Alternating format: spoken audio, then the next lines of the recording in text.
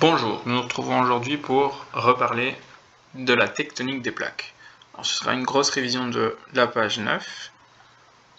Nous allons essentiellement donc parler de la carte que nous trouvons à la page 9, sans revoir les descriptions qui ont été dictées en cours, mais nous allons refaire les schémas ensemble. Je vous ai donc chargé la fameuse carte numéro 7 de la page 9, où l'on peut apercevoir les plaques tectoniques dans le monde et les trois mouvements possibles. Alors pour bien comprendre cette carte, il faut voir qu'il y a différents découpages cartographiques. Premièrement, regardons l'Europe et l'Asie. Nous voyons clairement une différence entre les zones continentales et les zones océaniques.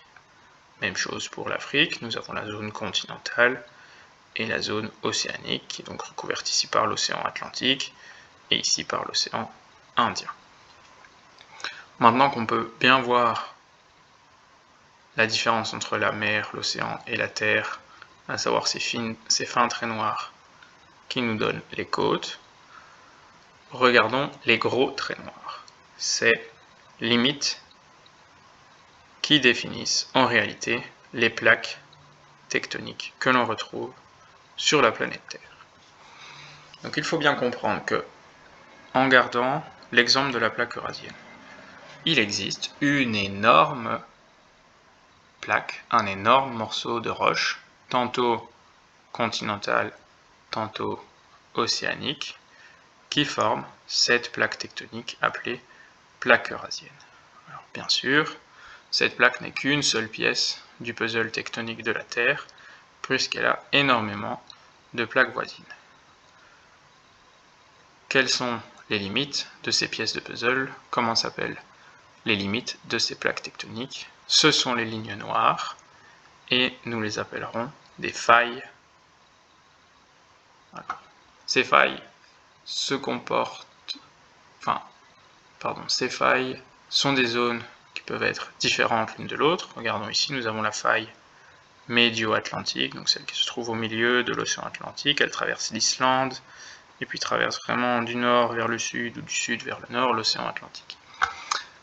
Nous avons une zone ici de divergence, où les deux plaques s'écartent. Prenons un autre exemple. Retrouvons-nous ici sur les côtes du Chili. Nous avons une plaque sud-américaine et la plaque de Nazca qui se rentrent dedans. Nous sommes donc dans une zone de convergence. Troisième exemple, un cas qui est assez isolé, la zone de coulissage. Nous retrouvons ici, c'est un des seuls endroits au monde où cela se passe, où une partie de la plaque pacifique coulisse contre une partie de la plaque nord-américaine. Aujourd'hui, ensemble, nous allons voir ce qui se passe dans ces trois zones en réalisant les schémas que je vous avais montrés en classe. Nous commencerons par une zone de divergence où les plaques s'écartent et nous allons prendre comme exemple un endroit ici dans le fond de l'océan. Donc nous serons donc entre la plaque eurasienne et la plaque nord-américaine.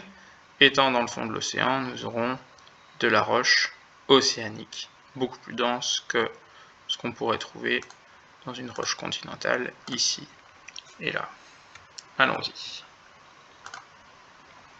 Alors, comme je viens de vous le dire, nous avons besoin de deux plaques. La plaque qui se trouvait à l'est, donc la plaque eurasienne, et la plaque qui se trouvait à l'ouest, la plaque nord-américaine. Nous parlons ici bien d'une zone de divergence.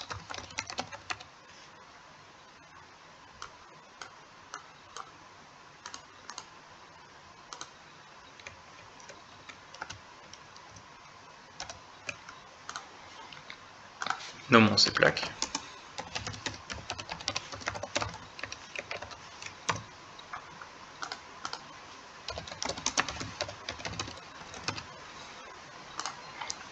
Nous nous trouvons donc, pour le moment, nous n'avons dessiné que la croûte terrestre. Ce composé solide qui flotte sur un composant beaucoup plus liquide, une couche appelée manteau. Alors pourquoi j'ai choisi orange? Parce que le manteau est composé de magma. Ce magma est en réalité de la roche en fusion, donc qui est à une température très élevée.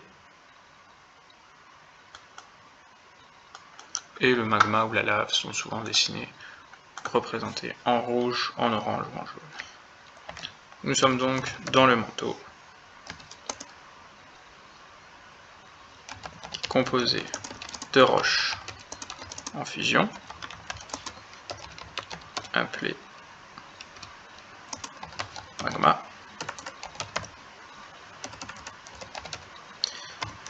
Pour que la roche se mette à fondre, il faut donc que les températures soient très élevées.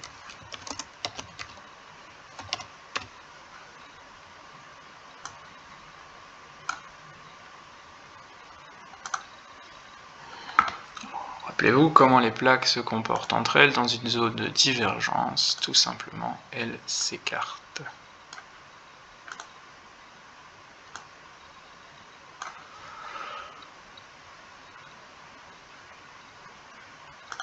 Dernier détail, avant de parler de ce qui se passe réellement, nous sommes dans le fond de l'océan. Et dans le fond de l'océan, les températures sont assez froides. N'allez pas imaginer que les températures sont en dessous de 0, sinon nous aurons de la présence de glace dans le fond de l'océan. Or, ce n'est pas le cas.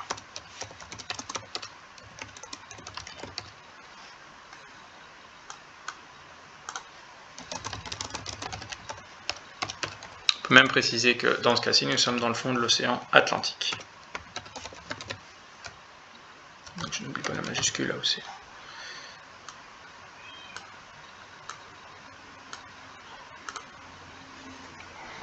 N'allez pas imaginer qu'avec ce mouvement d'écartement, les plaques créent une brèche dans laquelle un sous-marin pourrait s'infiltrer et aller s'insérer dans le manteau. Premièrement, c'est impossible pour des raisons de température. Deuxièmement, il n'y a jamais de brèche qui se crée ici entre les deux failles. Ce sont plutôt des ouvertures, des fissures dans lesquelles directement le magma commence à s'infiltrer. Petit à petit, il profite de cette opportunité et dès qu'il entre en contact avec cette eau froide du fond de l'océan, il se solidifie. Donc nous avions de la roche en fusion, donc de la roche liquide qui s'infiltrait petit à petit à travers la croûte terrestre, qui se retrouve face à de l'eau très froide. Et donc cette roche en fusion va se solidifier, se durcir petit à petit pour former ce qu'on appelle de la roche océanique. Et son nom technique est le basalte. Donc, je vous fais une petite légende ici avec cette couleur. Donc, le gris correspond à la formation de roches océaniques